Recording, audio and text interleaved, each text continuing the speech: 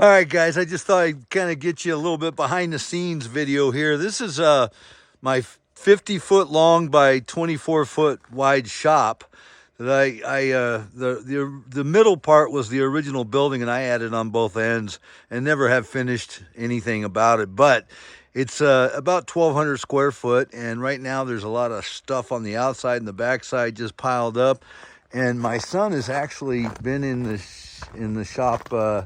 He took a third of the shop, which is behind the wall over there. That you can see a light in the background.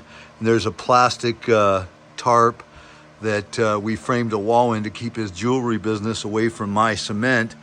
I've got about 12 foot out. Well, I've got 35 foot on this side. I've got 23 the floor space by, I think it's 20, so it's about 460 square foot of surface area that I can use. The rest of that stuff that I need, I just can't live without. It's like my gunite machine or my cement pump.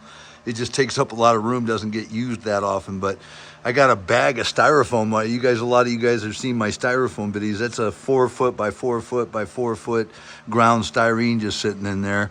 But this was what I wanted to show you, is getting this ready to go.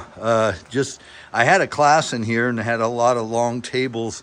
I screw a lot of these tables together, and there's a bunch of behind the cement pump is actually that whole section back there with the tables. There's 6 tables on top, and then I think I got 13 of these tables.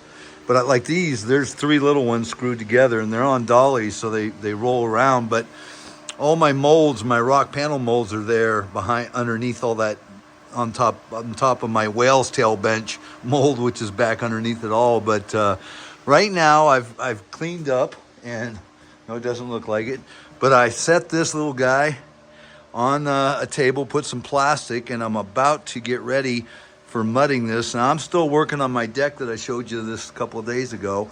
It was just 95 degrees direct sun. I was like, I'll come down the shop. It's a little cooler with these fans blowing.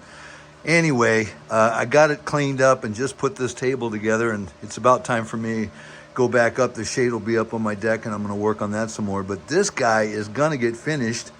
It's just like my little kids dresser. That was a video I shot recently. That I made that, I think, back in 19 or 17. I don't know when it was. I got the panther up there on the top of the ceiling, which I have this come along here, and I basically pull down to the floor. I put a pulley there, and then I go back up, and I can pull and lift and raise that by just doing that. But that panther is something that I've got on my mind to do, and one of these days is going to get done. But right now, we've got the non-detail side, which I actually thought about. I got some foam in a package. I always keep foam. And this is a sheet of it, probably 18 inches by 3 foot. And I thought about coming in here and actually making some cutouts to where I could get this is a 1/2 inch. I could put that and just grate foam it to where each rock had a joint in between it via this stuff. And I've done that before. This is cardboard rock technology, but now we're getting into foam. Well, I can make further pop out. The more definition I have on my piece before I start mixing and applying mud, the less mud I use. I don't care if it's the super strong or the super weak. I'm using less. The more I define the form, the less mud I use. And that's kind of an important thing. But I was thinking about doing this, and I might. I'm going to be sleeping on it tonight, and we'll come back to this. But really excited. I had a lot of people inquire about this, I guess, moon gate or stone portal or stone ring. I don't know what the heck to call it, but had some good interest on it, and I'm looking forward to getting it done for you.